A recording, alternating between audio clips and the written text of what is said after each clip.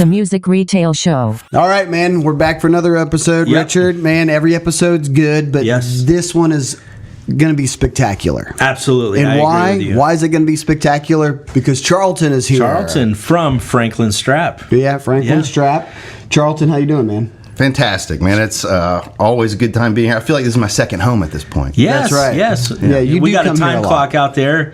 We'll give you a card. You can punch in, punch out as you want. You know, I got a key. You own the place now. I made my own payroll. Hey, all right. We can work that out. Yeah. You know? But, we all might make some money, huh? There you go. well, not only is your company Franklin, but you also live and work here in Franklin, too. So you're a local boy with us. Hey, thankfully, like 5 minutes away. The moment I moved into the same zip code, your life changes. Yes. No more commuting. It's good stuff. Oh. How far was your Taxpayer in Williamson County. Oh, geez. How far was your commute before? So for a year, I grew up around here. If you're familiar with the Mount Juliet area, it's actually where I was raised. And then I left a couple times for school, came back. So I've lived, at one point, I was commuting from Division Street in Nashville, which was an absolute nightmare. Yeah. Oh, man. Are you kidding me? Lived in Antioch for a little while. And spotted up here. Now you're home. Yeah, Well, Division Street's where the action is. I mean, that had been kind of cool in its own right, I guess. Yes, there's a little convenience What kind store. of action are we talking about? Well, I don't know if what's the show rating? Yeah, what's the rating on this? What is it? Okay. I don't know. All But right. at least you were around some people in downtown. It's actually right on Music Row. Yeah. Go past the naked people and statues. Yeah. Oh, okay. I I didn't know what you were talking about. I was like, dang, I'm missing out. I'm way out here, and I never get to Nashville. There's no naked statues down here in Franklin. Okay. Can't afford it down there anymore. Yeah. No. Well, hey, we're going to ask a lot of questions. We're going to bounce around a little bit. Not only are we going to talk about straps and what you do, but you have a unique experience that a lot of people don't have, and that's you've been into a lot of music stores, and so we're always wanting to bring that out of people, because we want to talk about music stores. How can they make their stores better? What little tidbits can you give them to make their stores better? So we're going to hop around a little bit, but we're not just going to talk about straps, but we're also going to concentrate on other stuff. Yeah. So you cool with that? Absolutely. Bring it on. All right. Yeah. Well, let's start off by letting our people know, how long have you been selling Franklin straps and involved with the company, and what's your role? Yeah, so my background, let's see, what was it, 2008 or so. I came to Franklin after college, studied music theory and composition, and then I've always been a big gear nerd, and a guy named Greg Bennett took me under his wing and showed me the ropes of the gear industry. Started off just tagging straps in the warehouse, man, and then stickering pickups. And How did you meet Greg?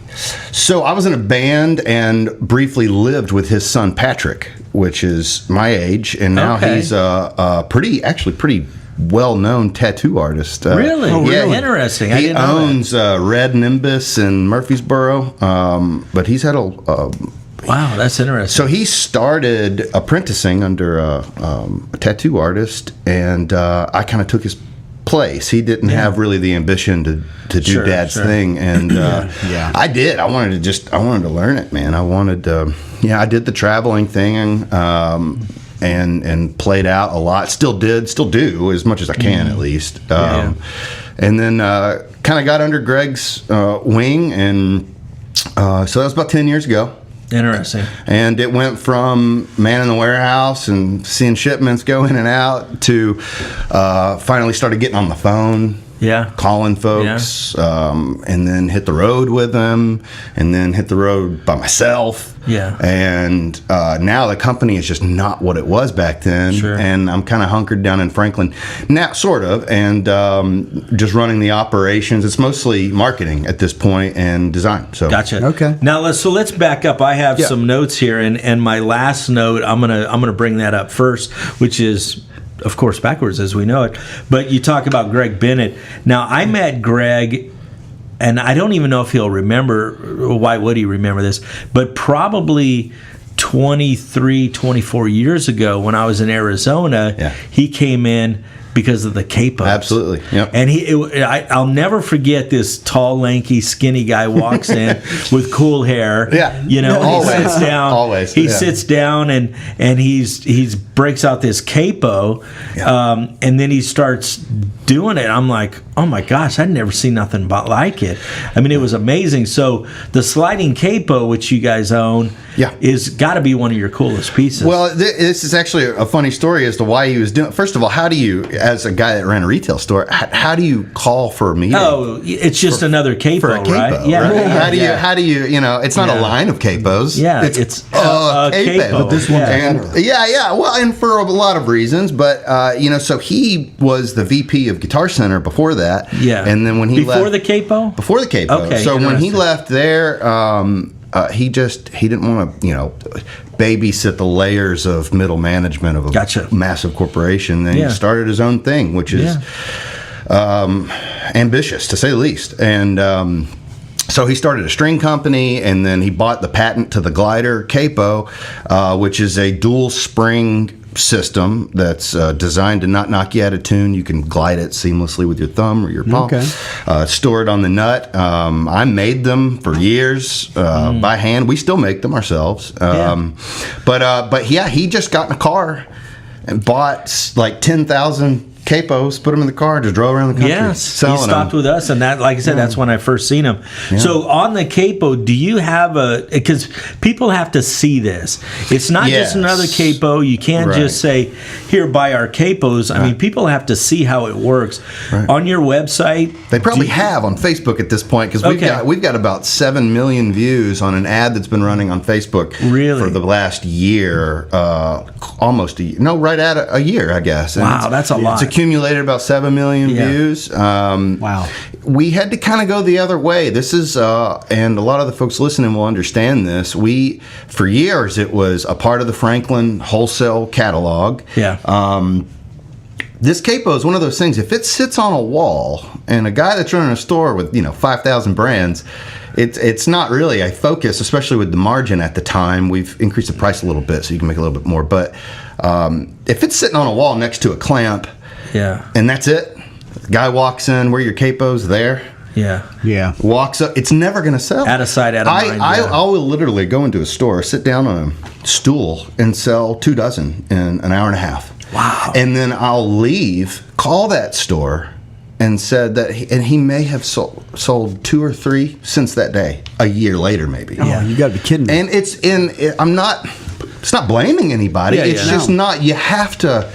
You have to see it. You have to be dedicated. Exactly. You have to. So, anyways, we started doing videos once YouTube started getting popular, and Greg's got the very original video is upwards towards 300,000 views on YouTube alone. The rest of them, all the newer ones, are split up between 50, 40, 30. But then the ad that we came out with, so just started killing it on Facebook. So now it's sort of revamped the brand. It's actually never been better. Wow. Well, I mean, I think everybody should go and watch a video, whether it's on YouTube, on your website, if you have it on your website, to see it, because it's not just another capo. If you go to franklinstrap.com, look under accessories, you'll see the Glider, and then you'll see the video that I'm talking to, the most recent demo video, right at the bottom of the screen, and watch it. Greg does a fantastic job explaining the physics behind it and why we brought it to market in general. And also, be careful of the Chinese knockoffs. We have been absolutely assaulted with $5 slider capos. Really? Interesting. I didn't even know. Bennett Glide Capo. They even call it Bennett Glide? Oh, my goodness. Unbelievable. Really? Unbelievable. And thankfully, I have learned quite a bit about Amazon and other platforms to the point to where I've been able to police a lot of it. But they're like insects, man. You hit one, you get 15 of them removed, and 30 of them pop up.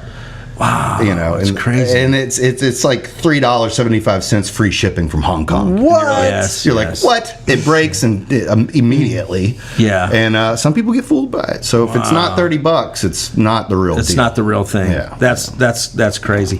Tell us about straps. Let's dive into straps. Absolutely. So kind of give us a little bit. We'll ask specific questions, but give us an outline of the straps and what makes them unique. What makes them as comfortable, both feel and wearability to why they're the way they are. Because I'm not a guitar player, but when I touch them and feel them and hold them, man, they're great. So tell us how that becomes that way. So it kind of started off. We're a 20-year-old company, so it's we've been at it for a long time, and we've figured things out along the way. Yeah. And not only that, but all the employees, we've dedicated our lives to the instrument. So we understand markets of players, the kind of personality of player that'll want a particular thing instead of just building for the sake of building because we find a great fabric. Okay. There's a use for it. There's a purpose for it. There's a reason. Yeah, absolutely. Yeah. So, and it's not redundant. We don't have 7 shades of green because then it just overinflates your inventory dollars. It's very straightforward. It's a brand. It's an identity. And we call it the soft strap because we turn down 20 samples before we land on a leather hide. I mean, it has to be Franklin. You're picky. Okay. There's a lot of designs we'd love to do, but doesn't make sense for Franklin. Ford doesn't make toasters. It's a very if it meets a very specific aesthetic, economic criteria that makes sense for Franklin, we bring it to market. But we started off. It was called the black strap, and it was one black. Really? Yeah, it was a single ply, one black leather strap with 5 different color stitchings: black on green stitching, black on red stitching, black on gold. Which, by the way, we still have that series. It's the original series. Interesting. Original leather. I did not and know black. that. I didn't know that. And it only lasted like a week. Our first, we have a Nate's had girlfriends like that. Too, so I mean, we came to market in a very odd way. days even, huh? But anyways, No comment. I went on guys are killing vacation in Florida in hours. Yeah, this is obviously years ago for those of you listening. Oh yeah, I forgot. He's married and got 3 kids. We better watch what. Anyways, go ahead. I didn't interrupt I'm not you. tied down. I can just ramble. Nobody. Okay, so from here on out, we'll use him. Yes. Yeah, there you go. You can beat me up. No, we came to market a very unorthodox way.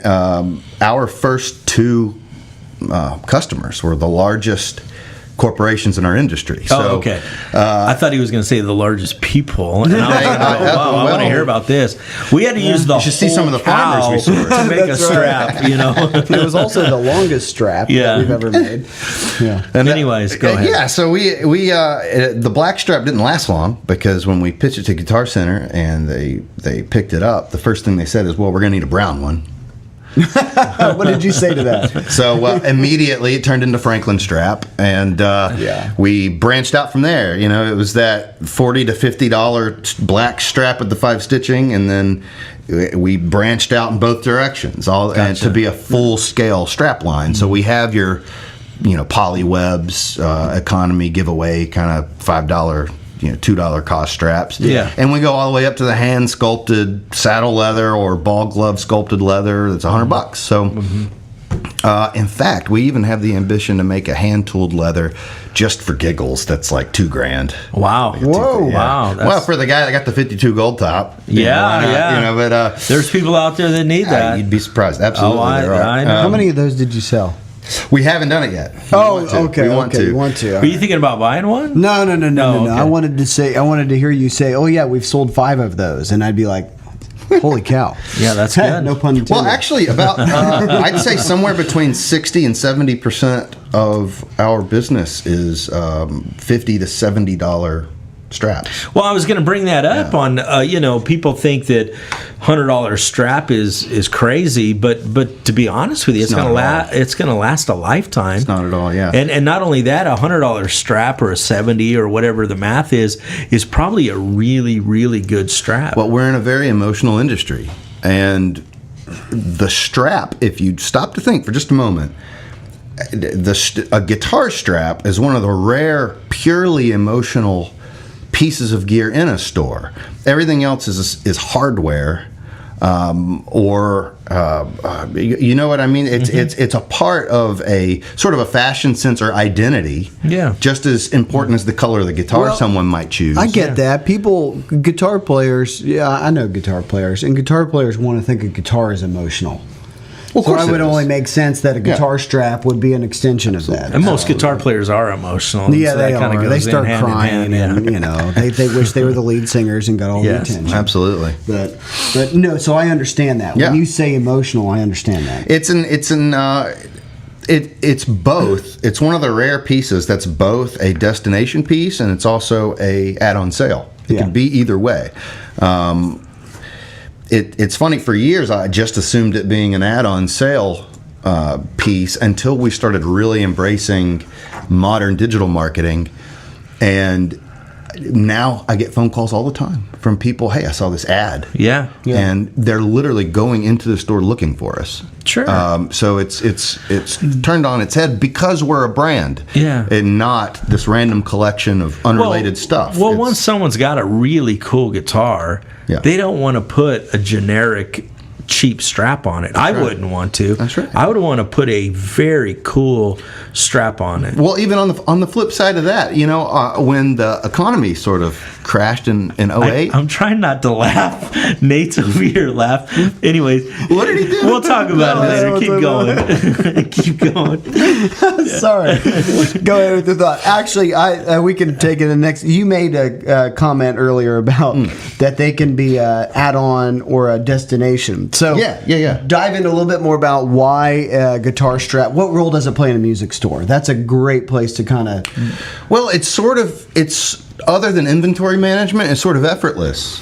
But put it on a rack, have a full, diverse spread that covers every market, every price point. Yeah. And like a tie or a belt, people gravitate to it as long as you have it in the right place. Yeah. And the folks that didn't show up to the store anticipating buying a strap end up due. And, Sure.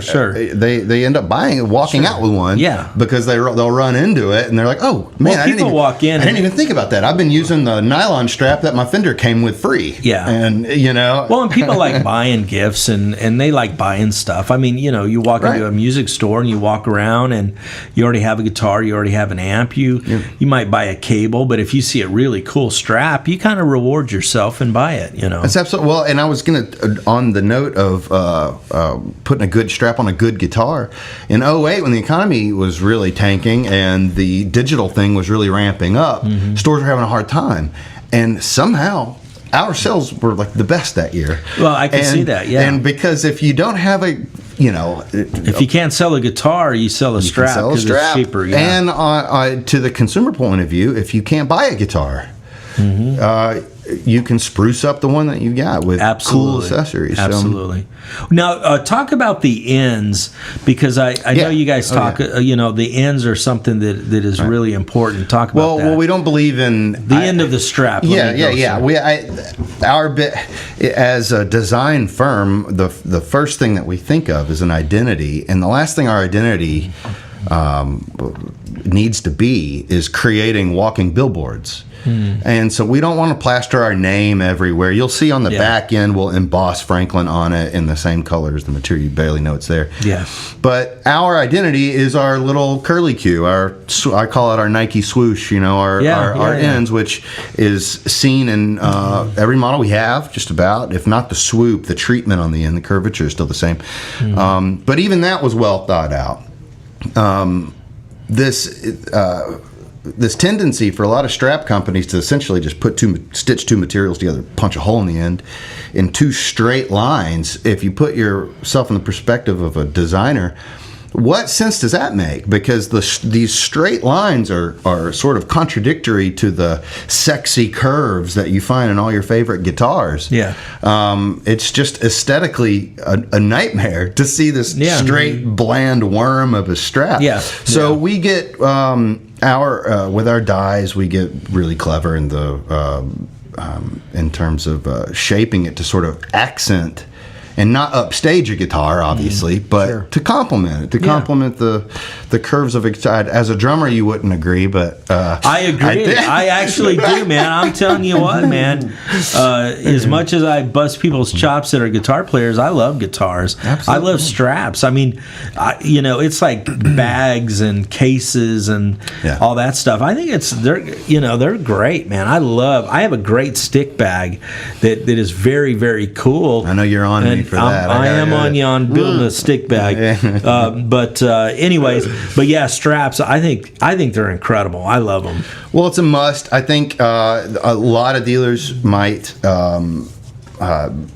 Obviously, they didn't start a store. They didn't go into debt to sell guitar straps. They have a passion for their guitars and their respective instruments and whatnot. Yeah. But if they haven't fully, actually, my biggest criticism I think that a lot of people are missing out on is inventory control. I think, the rep of the day comes in and says, hey, I've got these pile of straps discounted X amount. Yeah. And what that does is that fills up market share in their store. Yeah. But it's not pushing innovation. It's not giving the customer a true representation of a brand. Well, you wouldn't do that with guitars, I don't think. And my biggest gripe with that is you're buying straps that they're blowing out because chances are they're having a hard time selling them. That's exactly right. So you get a great deal on it, which you're like, oh, I got a great deal on it, but you're buying their stuff that they're having a hard time selling, sticking it in your store, and you can't sell it either. It's also not representing a brand. No, would you, no. if you're a Fender dealer, would you just buy a Jaguar? Would you just stock? Fender wouldn't let you. Absolutely not. Yeah, First Fender of all, wouldn't let you. Fender wouldn't let you. Yeah, they're because smarter than you have to represent a brand. Absolutely. And if you're just buying random stuff that people are getting, I mean, in your mind, I've got straps, or like I'll call somebody and I'll say, hey, how's your Franklin inventory look? I don't say how's your strap inventory. How's your Franklin inventory look? Yeah. If you sell your last Seafoam Green, do you wait until you sell the rest of your inventory to restock it? No, you get another one. Immediately. Yeah. And the first thing I say is your Franklin inventory okay? They look over and they might say, well, I've got leather, so I'm good. That's like saying I've got two-door Civic, so I don't need a Porsche. Yeah. Or I've got two Strats, I don't need any Tellys. Yeah. Or what else? Yeah, absolutely. But it's to get behind a brand like you would anything else and represent it. There's a merchandising psychology behind that'll boost sales and accessories almost effortlessly if you're just on your inventory. So we have this plan that we always say, load in big, and then every order from then on out is these tiny little, that's why we don't have minimum order requirements. It's not because we want somebody to buy 5 straps. It's because we want you to accumulate an inventory of 80 straps, and then when it gets down to 50, restock. Which is obvious to everyone, but not to straps. It's obvious in terms of guitars and everything else. But do you see a good response from your clients to that approach? Oh yeah, the people that I've embraced, the people that have just put it in my hands and said, you take care of it. Yeah, I've quadrupled their profits in a year. It's not even close. It's not even double. It's like. And now it's a two-way street though. These are people that have also they've bought into the brand. They love the brand and they push the brand. Absolutely. And if you haven't, that's fine. I'm in this because I want to work with folks that have the common goal, and they want to represent a line and these ideas that we have, and we'll fight to the teeth for the dealers that work with us. And that's exactly right, and that's why I'm bringing that up. That Franklin Strap is a company that would be an excellent company to partner with. Oh, no doubt. That you can obviously you work with them on inventory, and like you just said, in these situations, you quadrupled their profits. Well, and this is a good company to work with. Just based on that alone, but even that, we're in the it actually opens up a great conversation in terms of future proofing. A lot of people, Fender and Martin and a lot of like the guitar brands do amazing things, but they're not a strap brand. No, they're guitar brands that have falling numbers, and they go to people like us and ask to build straps for them because they know they can sort of extort their dealerships. Yeah. To quarterly to buy in to their strap lines, which really stifles innovation, but it also it doesn't represent a full line of options to the consumer at the end of the day. And I know a lot of people don't have a choice, which is sad, but my point I was going to say is, there's not another strap line that's putting so much effort into marketing for their dealers. It's embarrassing how much we spend every month that goes into online marketing, which pushes traffic to our stores. most folks they're focused on the guitars, or like in the case of whatever, a big manufacturer that also has strapline, or they're just a factory that relies on their outside reps or the Davitt enhancers and commands of the world to sort of push their stuff. But we are not a faceless manufacturer. We're a design firm that's very loud online, and that helps everyone. Big happy family. So okay, that's huge. Well, we've talked in the past a lot about, and we've actually brought up straps because when I started in retail early on, and I've told this story before, the original owners of Planet Waves, I was one of their first dealers. I remember they were down in the basement at the Winter NAMM, and they begged us to do an order because that was their first show. They're just getting going, and it was a big deal. And we thought they looked cool, and they looked, at the time, they were very hip, and so we bought into them, and they were like, can you just please do an order? We just need to write an order up, Right, sure. And we did. It's a terrifying place to be. And then what was crazy about it is we liked the guys, so we actually paid attention to straps. Yeah. Which before, I don't think we did. No. But then I started tracking how many we sold. Right. And then it opened up my eyes to that's a profit center that if you own a music store is so easy to overlook. And I can see how there's a lot of dealers out there that look at straps in general. It's a commodity. Overlook it, and they don't make much money. That's right. But there is a huge profit center there to where they can actually grow their business in amazing ways. Tell us how they can do that. Well, first of all, I love that you brought up it was cool at the time, because there is a difference between style and fashion. Yeah. Right? And we, as designers, have full-throated gone after wanting a timeless style that doesn't go. You can a typical Franklin strap, a mid-level Franklin strap, is cool 30 years from now. It was cool 30 years ago. Yeah. A lot of the factories have groomed the market to think of straps as a commodity because they're at some fabric trade show and they can get this olive canvas for pennies on the dollar. Sure. So they just make straps, But there's not a lot of. They're just utilizing something that was a great deal until it runs out. Yeah. Which has groomed the market to look at straps as a commodity. If you are if you're really controlling your inventory of guitar straps, and that's why I love our catalog so much, because it's not, like I said earlier, there's not a lot of redundancy. Every series is a personality. Mm-hmm. And there aren't 50 choices within each one either, which just confuses the customer. Yeah. It's split beautifully. And if you're appeasing each market and just restocking what you sell through, that's as simple as that. It's probably I call it a self-propelling economy in and of itself. Mm-hmm. This little fixture that we put in our stores. Yeah. And you just restock every 30. Just make sure you get on it every 30 days. I don't care if it's 8 straps. It's not. If you do what I'm saying, it's not going to be. Yeah. But that's why we don't have minimums, because we don't want to sell. We want a dealer. If you do that, I've got people that I've taken. I don't care if you're in the middle of nowhere or if you're downtown, Manhattan. Yeah. I've taken their current business and doubled it almost immediately with one of our fixtures, which are very cool, by the way. Well, it's very Franklin. Yes. It's handmade oak. Yes, they're beautiful. You make those? Beautiful. Yeah, Greg does, actually. Yes, and they're beautiful. Yeah, well, Greg is he's a big woodworker, and he loves. He always told me stories when he was growing up. His engineer dad would buy him lumber for Christmas. There's actually a cool factor about that. Yeah, that's who he is. So he's really, and he sees it. He builds our NAMM booths. Yeah. That's the mind of a designer. The guy walks around and sees shapes. Yeah, sure. And how to put them together. Wow. Yeah. That's interesting. Okay. So getting back to our dealers, because that's what we want to focus on, is I want to talk about straps specifically.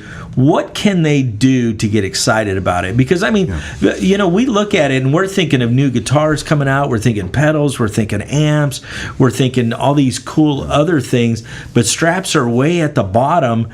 But how can we elevate them up a little bit? I mean... Well, I think the choices out there have created that.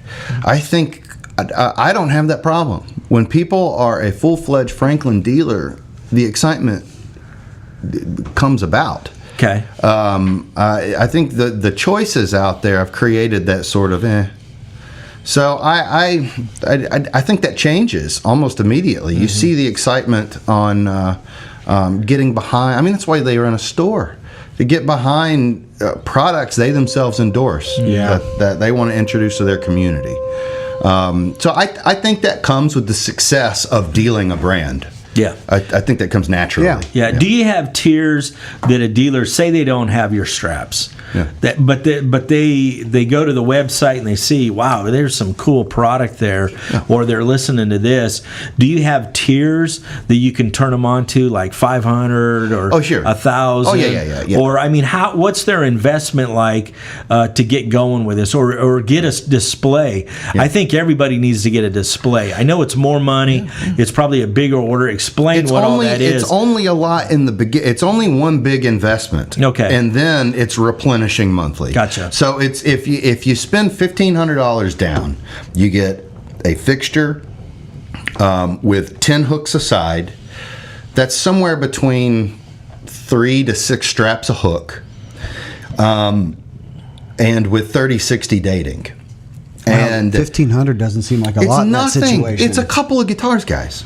It's nothing for something that can turn thousands a month if you're doing it right.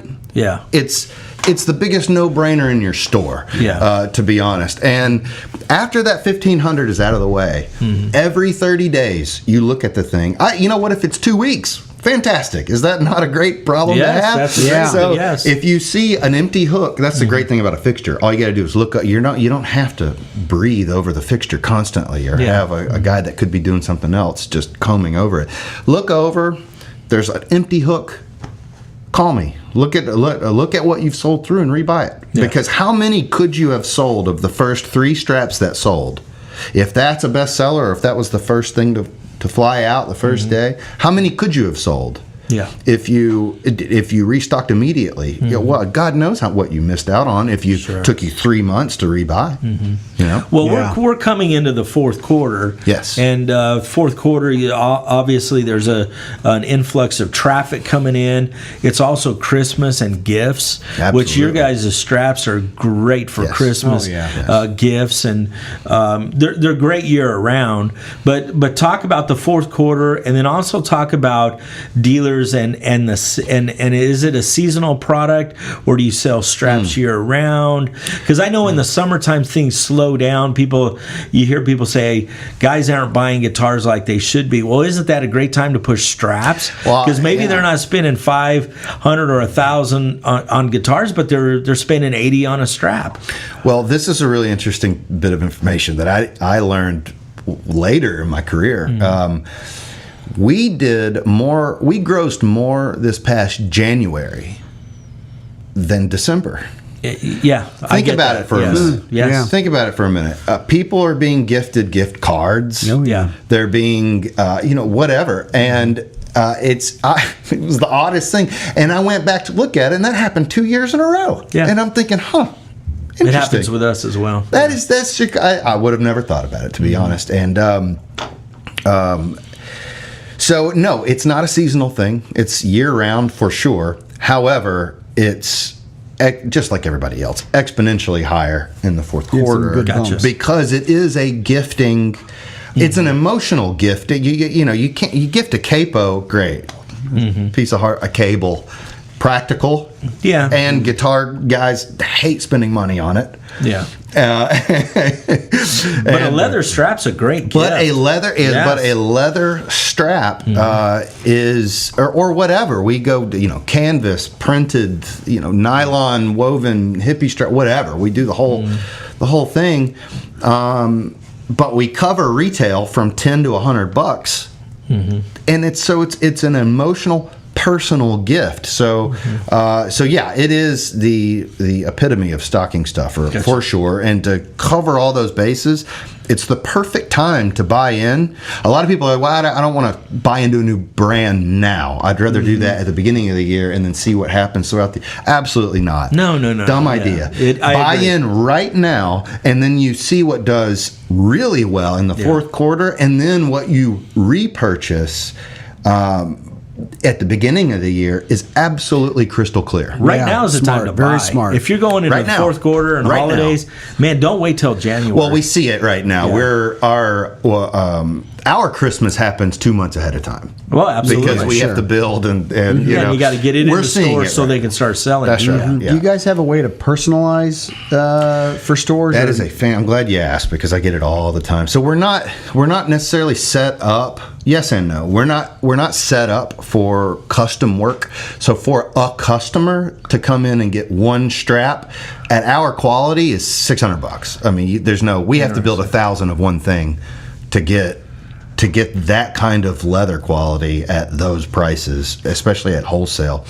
For dealers, however, we do offer logo printing. So if you if you want to buy, whatever, 50 to 100 polyweb straps, we can silk screen your foil screen your name on it, your store logo on the end tabs, which are fantastic to have. You have a lot of people do that?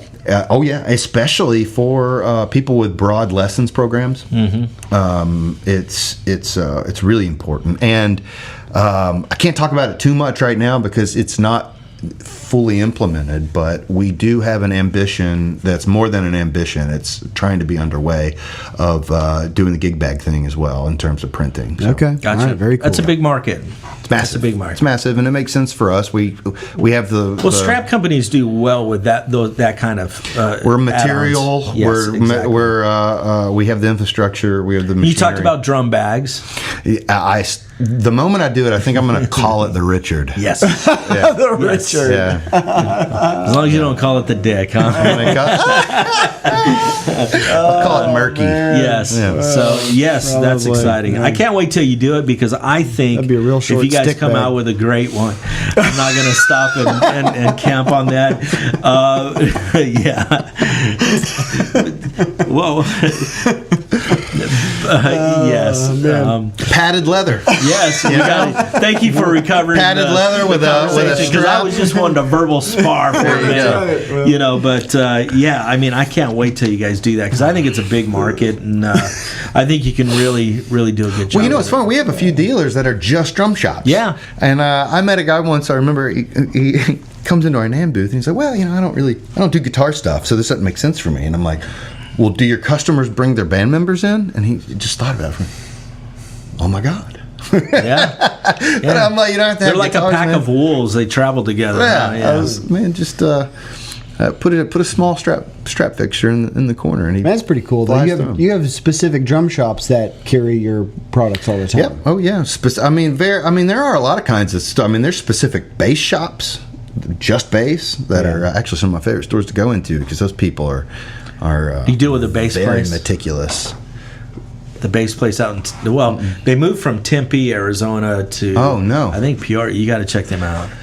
We have one in Atlanta, and there's one. There's actually one that went under recently, which I hate because it was one of the coolest shops I've ever been in my life, called Bass Northwest in downtown Seattle. Oh, interesting. Absolutely fantastic. Oh, like a Fedora and Yes, Modulus and Lakeland, really high-end imports, Scandinavian brands you never heard of before. There's a guy here in Murfreesboro that makes the low-end bass.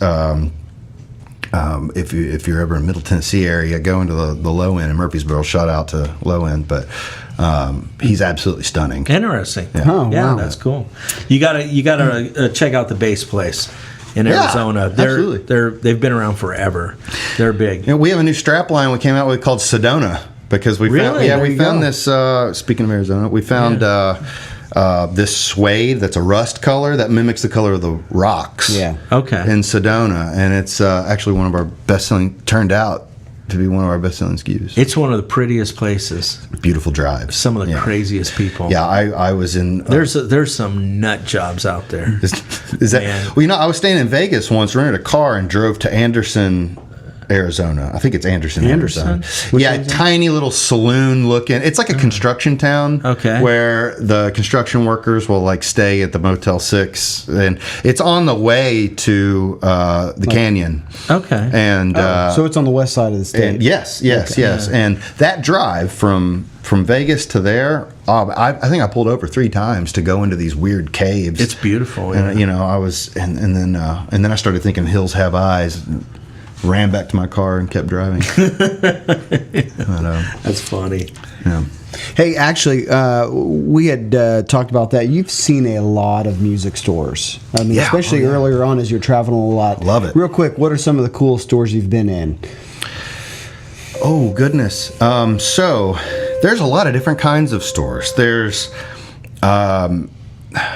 so there are guys that start stores with no ambition to actually be an entrepreneur. They're a repair guy, and they just want to work on guitars, but they also don't want to work for anybody.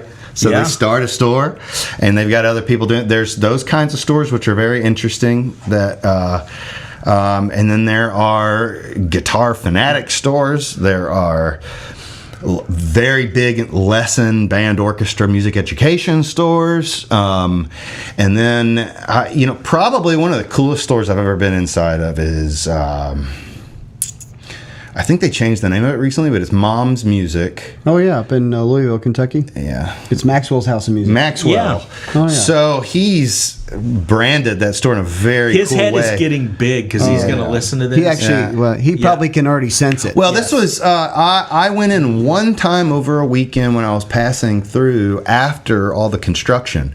But I went in before he did all of the way it is now. It was before he even moved into the unit. I think it was a dance studio next door. Yeah. And I went in and he opened up the door and he showed me the vision. He was like, here, it's going to look like this kind of room in your house. And here, and I saw it. He was explaining it to me and I was seeing it. I was just like, oh my God. Yeah. Okay. Yeah. I see it. And then a few years later, I came in over a weekend passing through from Cincinnati and there it was.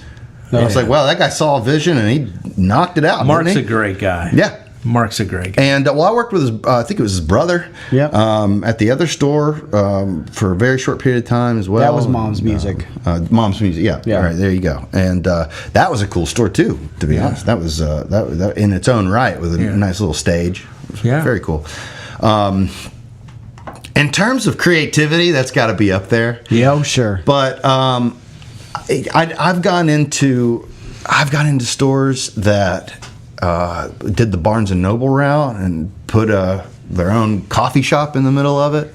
I've seen those. I've heard those a little bit more lately. I've got a couple stores, one down in Florida that they've put a coffee shop on the side, and when the music store closes, the coffee shop stays open. So they kind of have two businesses going on. Yeah, there was we had Rick's Music in Knoxville did that for quite a long time, where it was a venue at night, and I don't think they have that anymore. To be honest, every single store that I've known to do a coffee shop has closed the coffie shop eventually. So I don't You know. got to sell a lot of coffee to make And things work. well, first of all, that's not innovative. Now you're just in the coffee business. Yeah. So it's not broadening your guitar sales. Now you're instead of competing with Guitar Center, now you're competing with Starbucks. You're creating another job for yourself. Yeah. I guess the concept is you think you're going to bring more people in to hang out that's going to see what you have good instrument-wise, but maybe it doesn't work out that way. Well, what you're doing is the same reason Barnes & Noble did, is you're creating a destination. When I was, maybe you guys can understand this, sympathize at least. When I was growing up, it wasn't obviously the online thing. Yeah. But you wanted to go to the store. Yes. And you wanted to Yes. spend 5 hours there. Oh, yeah. Absolutely. And you wanted to pick the brain of everyone there. You wanted to play everything, every new thing. You were on the speed dial of the sales guy that you wanted to act like you had the money to buy things. Yeah, you wanted to, right? Yeah. Well, you just or wanted at least to try. say, my dad's going to buy this for me. Yeah. You know? Yeah, and you wanted to do so. Creating and that's never been so important. Instead of a lot of guys these days are running away from it. Because they think that the market demand isn't there for it. Yeah. That is wrong. Restaurant sales have never been higher. People through the roof. People are out and about and they want a destination because we're so closed off. Don't run away from it because you think the market is going that way. Embrace it and be the only one embracing it. Yes. So I would do leather couches. I would get a liquor license. And do a mini bar. I would do a joint venue. I would be the place you wanted to spend all day. I would have a video sweep with a YouTube channel constantly going live and showing the customers coming in and doing gear reviews. But so much today that I see, I think it's a great idea because we're not that destination place no more. Right. Because there's so many other destinations. There's so many other things that people can do with their time. There's no options in the guitar business. That's why. But I mean, most guitar places or music places that I see, they want you in and they want you to get out. Right. Yeah. You know, and very few. And Mark Maxwell, you talk about strings are expensive. He brought up the fact that he has a lot of couches and chairs, and the more he can get you to sit down, the longer you stay, which the more you'll find something that you like. That's exactly first of all, right. you don't need if you don't need thousands of customers if each customer you have buys every single piece of gear for the rest of their life from you. Exactly. You know, exactly. And if you are not a guy pushing gear, you are a guy that a person in your community has chosen to help find the sound that he's been searching for. What are you trying to spend? The moment you do that, you have now, Greg talks about his first guitar, and it brings me to tears. It brings me to tears. I remember the first time I tried my first amp. My dad would never let me buy an amp when I was a kid because I guess it was loud. I always played piano. I started off on piano, and I would play acoustic. I remember trying out my first amp, and it was like the angels were singing, the moment that memory from my childhood. If the guy would have come up to me. And I couldn't have spent a lot, but it was my dad, I believe. And if he would have started the conversations, what are you trying to spend? Oh, sure. You have now robbed that kid of that childhood experience and attached some sort of monetary, emotionless aspect to it. Turned him into a transaction. And absolutely. And what you should ask is, who do you listen to? Yeah, what genre of music do you listen to? What sounds good? Who's your favorite player? Yeah. Well, you like this? Do you like that? Well, that guy plays a Fender Twin through a single coil. And, that guy plays a telly and pumps the bridge pickup to get that sound. Yeah. Those are the conversations you need to have with a kid. Mm-hmm. Not, what are you trying to spend? Yeah. How much money do you have? First of all, there's a sales tactic called Perceptual Contrast, where this is also why the Mexican Fenders are so popular. You don't say, what are you trying to spend, and then take what they say and give them that. If they say, well, I only got a few $100. Okay, well, let me go grab a Squire. But while I'm doing that, here's this $3,000 custom shop Strat. Yeah. Play around because I want you to know the hierarchy. Let me show you the difference. And so let me take just an extra 15 minutes going to get that Squire. Yeah. And the guy walks out with a Mexican. Yes. He doesn't get the Squire. He gets the one in the middle. Yeah, because now you brought him up. Yes, and yes. That happens with straps. Yep. That happens with literally everything. It's a psychology of merchandising. Yeah. Types of stores. That's where we were at. Yeah. Right? Yeah. I'm sorry, man. I was enjoying your story. Yeah, there, absolutely. It was really good. That would be my ideal store, I think. That place where you go to find sounds. Destination. And not this got to hit the minimum. What do you say to those guys though that especially kids, because I think we've all experienced it on some level, kids coming in, and your whole goal when kids come in is to get them out of your store. Right. I mean, what do you say to that? You opened the shop. It's to be expected. Yeah. I understand strings are expensive. A lot of people don't like demoing because they're changing out strings constantly. I get that. It's part of owning a music store. I sympathize. But it's a small price to pay at the end of the day, you win. Because you're going to create a customer. not a sale. A loyal customer. But you have to understand the difference between a sale and a customer. Yeah. Same thing from my perspective, from the manufacturing side, a sale and a dealer. I don't need a sale. I don't care if you put in a $5,000 strap order. If I never hear from you again, it does no good. There's no representation. Exactly. All of a sudden, because I have customers too in your market, and you're supposed to be representing it. Yeah. But here, if I've spent thousands of dollars a month on ads, and they run it, or I've done a video with the guy that invented the Plek machine, or whatever, it might not have anything to do with straps, but my company's attached to it. They have found our product. They have driven 30 minutes to your store, and you only have the blue one, or what, you know what I mean? Sure, absolutely. That ruins me too. Yeah. So just like I need a dealer, you need a customer. Yeah. And don't ever assume what the guy has at home. If he comes in, some of the most embarrassing times when I started off was assuming too much. Oh, yeah. And, well, this guy probably wants this. He walked out with $2,000 PRS. Yeah. Oh, yeah. Oh.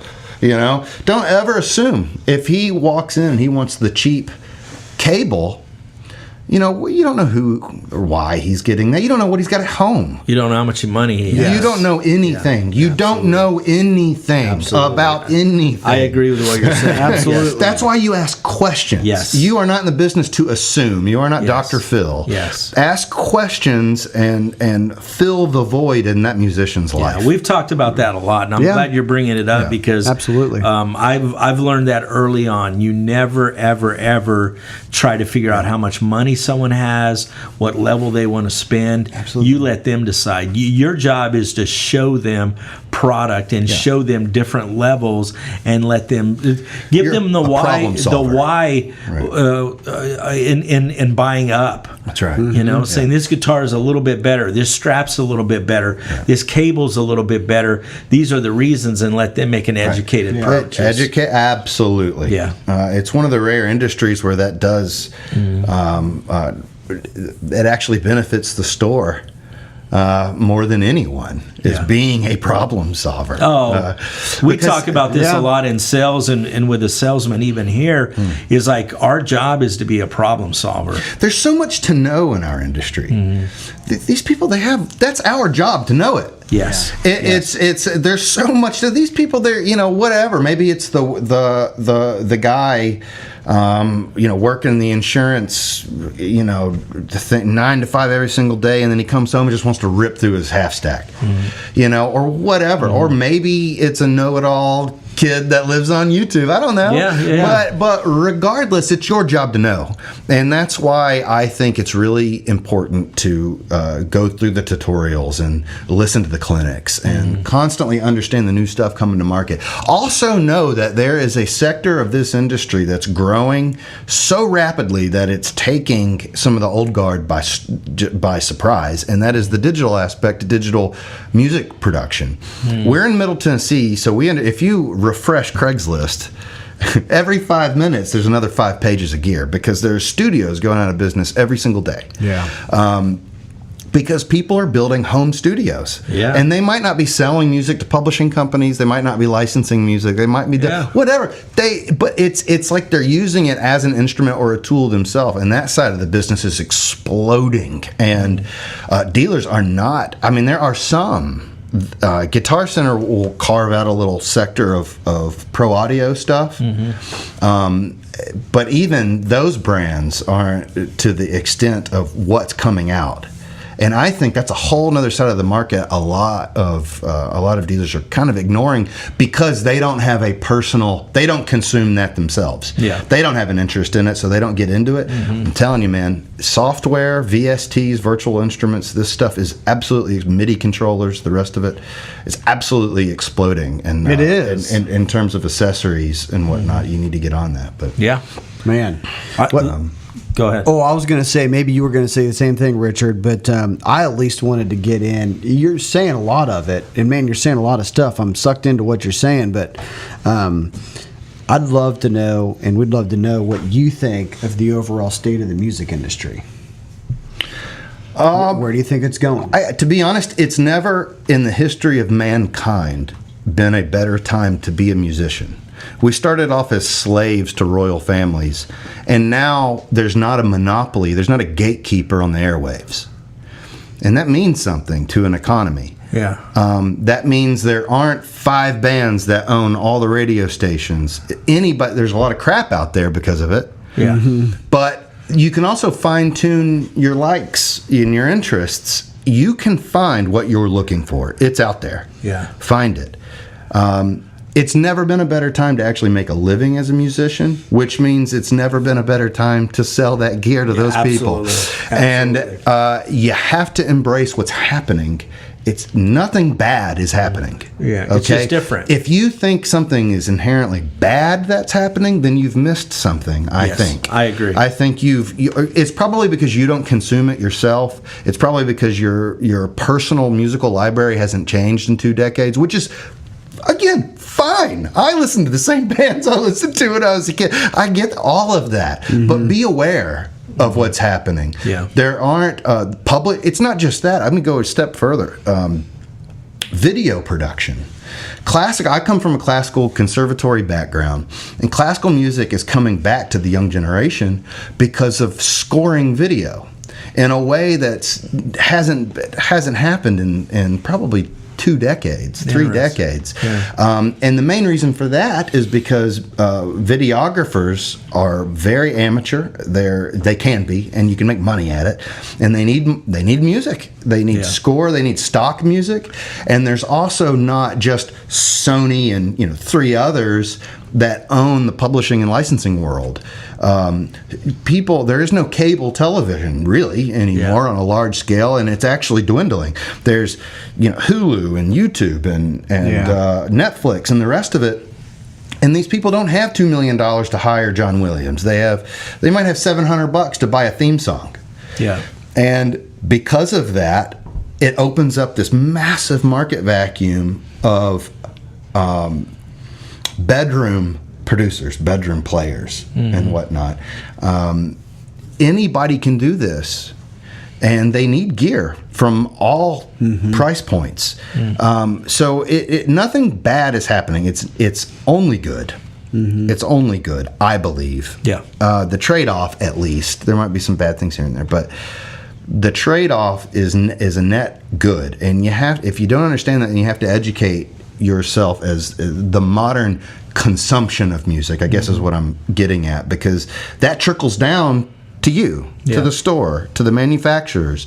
You need to understand how music is being consumed, used, and how the economy of music is evolving, because that's going to change how we design products.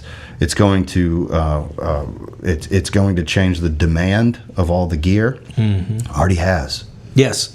Yeah. It's something else that's kind of on the same track with this is lately I've been saying, and it's kind of contrary to what a lot of people feel, is I feel like that we're on a bubble to where we'll get an influx of people opening music stores and getting back to brick and mortar. Certainly. I mean, online is obviously dominant. It's where a lot of people are going to purchase. Yeah. But they're also going online because the brick and mortar. Where else are you going to go? People have not evolved as fast as the people who want to buy online. Yeah. And so, speaking to that, is today not a great day to open a music store? Well, I'm probably going to get a lot of debate for saying this. I don't think the internet killed brick and mortar. I think brick and mortar gave up because agree. It was too hard to compete. Yes. Oh man, that's they didn't want to evolve. They with it. refused to compete in the right ways. Yeah. They didn't dominate a zip code anymore because Joe Schmo in the middle of his mom's basement can sell a used guitar. Not only that, music in general, guitar-based music is no longer mainstream like it was. So, you know what I mean? So we're on the same page. But I think brick and mortar. Let me give you an example of another industry. 10 years ago, maybe, I probably would have looked at you and said, movie theaters are dead. Because we're watching movies on Netflix in your surround sound. Why leave your house? Sure, it's cheaper. AMC has come through and bought up all of these empty Carmike, and bought up all of these places turned one seat into the width of like 3, made it recline, started a restaurant that delivers to your seat, and then they have a rewards program, and they don't have hundreds of seats anymore. It's a third of that, but every one of them is packed to the teeth. Yeah. So this idea people don't want a destination is absolute gibberish. People want to get out of the house too. They want to go somewhere. They want to do something. Absolutely. You know, we like to entertain ourselves. It's human nature. You know, we're reclusive as enough because of our phones. Because of the phones. And we're isolated. Absolutely. And then there comes an element where we like, I want to go out and be with people. I want to go out and go somewhere and do something. As powerful as the internet is, it can't change hundreds of thousands of years of human evolution.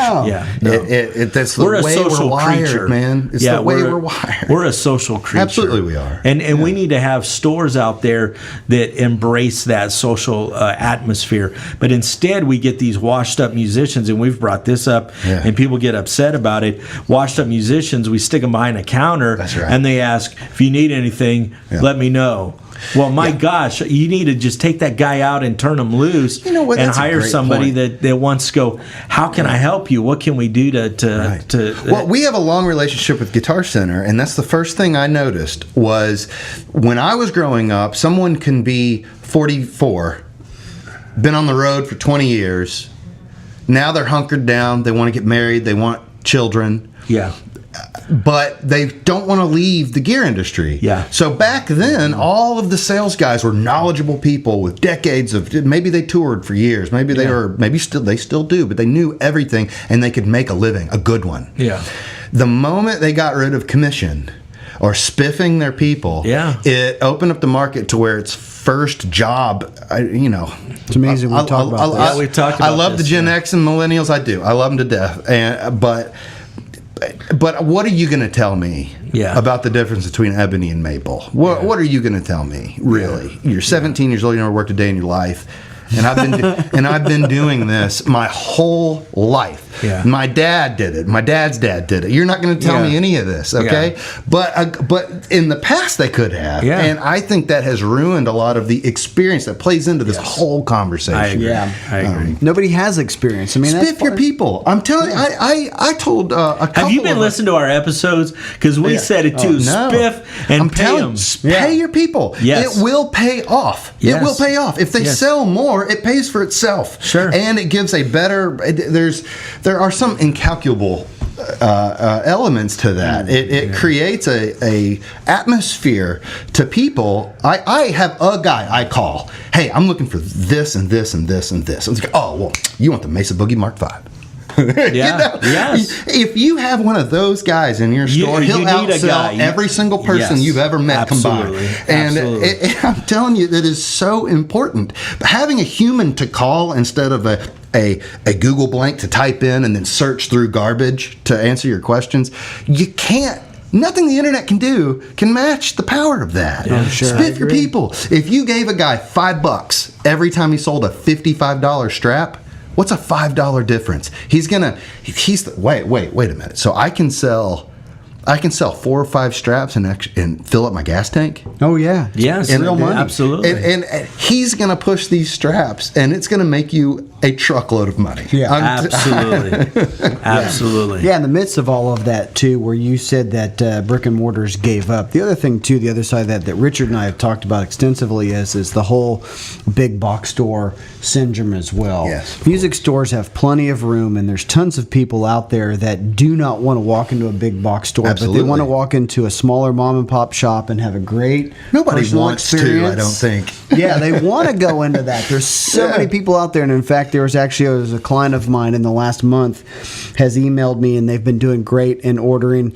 And they just told me recently, they're like, a Guitar Center's opening up 2 miles down the road. We're reconsidering our strategy here. We might just focus on lessons and not sell as many products. And I'm like, no, you cannot give up. And in fact, I would figure out how you could get more products in your store to compete on a better level to take those people out of Guitar Center. I've shared this before to a lot of our dealers, and you're right. The first reaction is to do things different than what they do. I never ever say go head to to head and compete with them.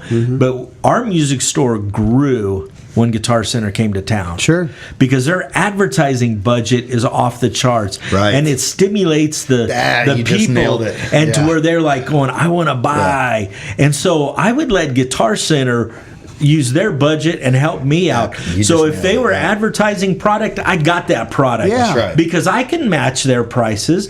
And there was a lot of customers that didn't want to go there and get it. They wanted to come to me because I was fun to deal with. I was nice. They remembered 10 years ago when they were a snotty-nosed kid, we brought this up. Sure. And I would plug them in and help them out and let them hang out. Well, now they got a job and they got money, and now they want to spend their money with me. Sure. Yeah. And so it's not about getting away. Sometimes, and I brought this up, sometimes it's hitting it head on. Now, of course, I don't want to go head to head and compete and feel like that I'm gonna win that war, because you don't. You just gotta play smarter. Yeah, and I get that too. I mean, I would never, if Guitar Center's carrying Squire, I wouldn't necessarily want to carry a brand new Squire too. But hey, if they're carrying a brand new Squire, man, I want to carry used Squires all day long, because I feel like I can compete them and offer a different product. That's why and you guys put more fill a stuff wonderful in. hole in That's the exactly industry. right. Yeah. That's exactly right. Well, what alternative are you giving someone by running the other way? You're not. You're not telling them to giving go there. You're actually legitimizing them. Yes. Because what you've just said is, I can't compete. You're so saying they're cheaper than I am. Right. They're better than I am. You actually need to go there. That's why and again, this is harsh, because it depends on where you are. I understand that. And I don't want to grossly generalize, but big box, it's still a market. So they didn't just extort all the people to go to them in their community.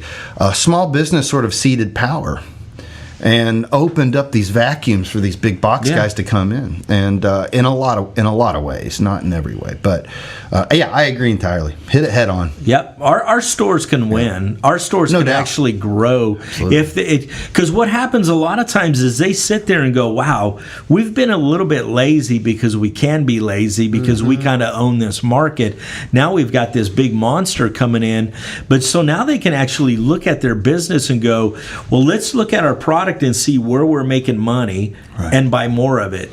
Let's see what's not moving and go, maybe we shouldn't carry that as much." That's right. You know, and I've brought that up before. We've looked at different SKUs and go, oh my goodness, we're selling more of that than we ever thought.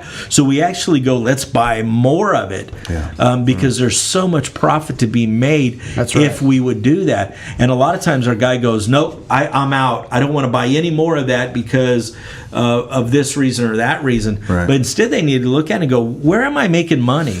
I see it with straps every single day of my life. I see a guy that might buy 50 straps, and maybe it's a smaller store, and maybe he in total he's got 30 to 50 straps in stock, and he's still got 10 in stock, and he's like, no, I've still got straps. Yeah. Well, or he took 3 months to restock. It's like, come on, guys, you're hemorrhaging money over here. Yes, and that's a frustration. But also on another way is where they say, I've got straps, and maybe, and it goes back to what I just said. Where are you making money? So so they have 3 brands in their store that are straps. You and 2 other people. Shouldn't they look at and see who's making money? No doubt. Now, I've said it before. If people don't make money with us, quit buying from us and buy stuff where you can make money. So I'm not afraid to say, look at your inventory and find out where you're making money. That's right. And if you're making money on Franklin Strap, you need to buy more. If you're making not as much and you're buying, someone else is making you more money, you need to buy more of them. Well, you just made the best point that I wish I would have brought up earlier, but there is this inclination to assume that buying more brands of something equals more choices to your customer. Yes. That is wrong. In fact, that just confuses the customer and actually hurts you very much. Economically, however, absolutely, that's what I'm talking about. More than anything, what I will say is that most brands don't appease the market like we do, I will say. So I get it if that's the way you've been groomed to think. But with Franklin, I'm proud to say we designed for this purpose. We hit every market with no redundancy.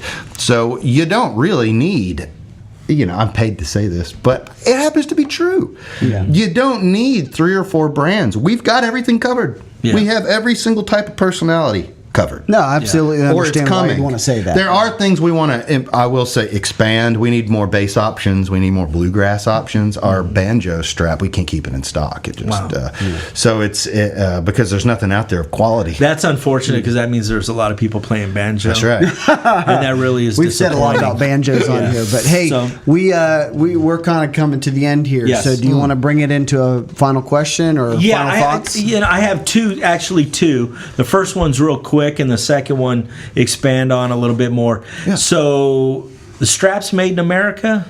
Is that accurate? Yeah. Oh, absolutely. 100% made in the U.S. We're really clever on how we utilize our materials. Like I said, man, we're not new at this. We have figured it out. Very rarely are we bringing something to market that doesn't work out.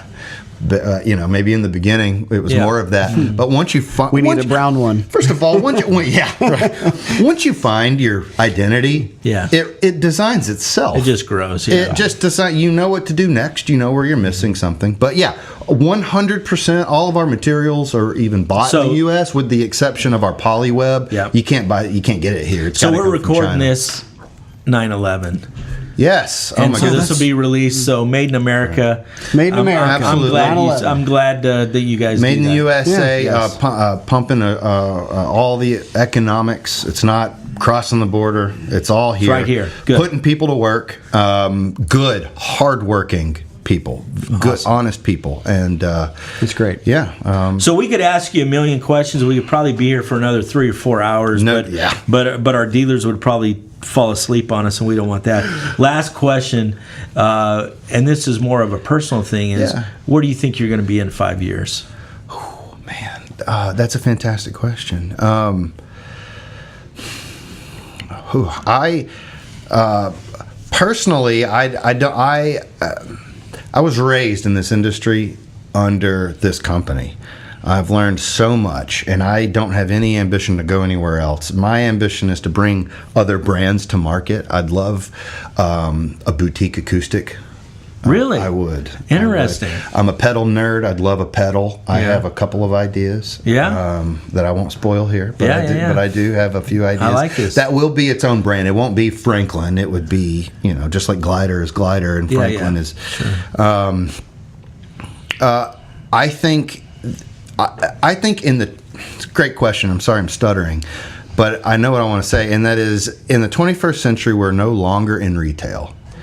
I think because of the way people consume things in our economy, we have to be content creators. Mm-hmm. We have to provide, and by the way, that's nothing new. That's always been around.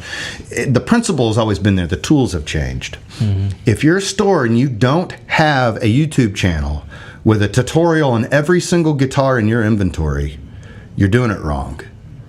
You need to educate people on every single thing you're selling, so that they can make educated decisions. And that comes down to me in that I think that's where we'll be. I think right now we have a couple of million actually collective views on our YouTube channel. We're not doing terribly. We just don't. It's not consistent. We have to get back to that. Yeah. But what you'll find from us is content, things that aren't straps. It's not product. Mm-hmm. It'll be the sort of collective representation of who we are as people, and selling us as a company to the market, us as people, as players, as musicians, to the market. And I think a positive consequence of that is that we'd sell our stuff. Interesting. And that's very cool. And I think if you're in retail in the 21st century, you need to be thinking about the free content you're providing people that have nothing to do with gear. And the gear will sell from it, I believe. I agree with that. Yeah. Embracing that would be... That's been an MIRC concept for a long time. Yes, These were we're brought on, working- especially Well, at the workshops. Look at this. Yes. This. Well, is it? Yeah. And something else I wanted to bring up, and we're going to wrap up because we've only got so many minutes we can do this. Something that I'd like to get you involved in is something on the charity side that we do with the old folks home, where you come in and sing and play for the old folks. And so I'm going to reach out to you and please do and have you come in and take an hour of time and go do that. And then again, you're talking about the people, you know, and how we represent ourselves, because I have a philosophy, and it's just give it away. And a lot of things, what we think we have to monetize everything in our life, but you're talking about doing a YouTube channel. It's free. You're educating, you're showing, you're telling, and that's what we need to do. We need to give more away. Profit is a consequence. But profit is not a measurement of what you've sold. But profit is a consequence of a measurement how well you appeased a customer. That's a great way to put it. And if you don't look at content these days, there is no cable, there is no this, there is no that. These people there is no gatekeeper to information anymore. And you need to grab that by the throat. Yeah. And be valuable to people. Yeah. And the consequence will be profit. I agree. We're on the same page with that. Yeah. Nate, wrap us up. All right, we can talk we'll for wrap it a up. long time. Actually, we love. Thank you, Charlton. We love Hey, Franklin appreciate straps you, so man. much. We actually gave a couple of them away on the did. giveaway, and that was Absolutely. great. We hope those people are enjoying them, or maybe they gave them away, and it was just it was a good thing all the way around. But Charlton, we love you, man. We love your company. We love what you guys do. We'd love to have you come around as much as you possibly Absolutely. can. Second home. Come back and do it again. My second home. Because we've got a couple more hours. I bought in a us, so baby we can Taylor. talk Yeah, about it. that's right. So we kind of got into the whole philosophy side there, and it was getting pretty deep there for a second. But, you know, that's but all hey, right. that's good. That's good. my favorite part of the gig is chatting. Call my office anytime. We'll. Hey, speaking of Debate it that, up. we've got to tell people how to get a hold of Oh, you. yeah, we're Get that. skipping over the reason why you're here. What's your website, your phone number? Like I always say, we're not a faceless manufacturer. We might do a pretty good size amount of business, but finding me is not the difficult part. Okay. My direct line is 615-791-7057. If I don't pick up, one of my colleagues does. But let's chat about these ideas if you wish. Let's be friends. Let's do it. And other than that, the company is franklinstrap.com. And there you'll kind of find everything. Our blog is there. Our glider is there. It's simple as that. Charlton at franklinstrap.com is my email address. And I know where he lives. out. So if you want to come help me toilet paper his house one night, we can do that or something. No, All right, I'm just wrap us kidding. up. All right, well, that's it, guys. Great show. We talked about a lot. And, man, Charlton, again, thank you for being on the episode. Yes, thank you. my Appreciate second it. home. I appreciate you, man. Thanks, guys.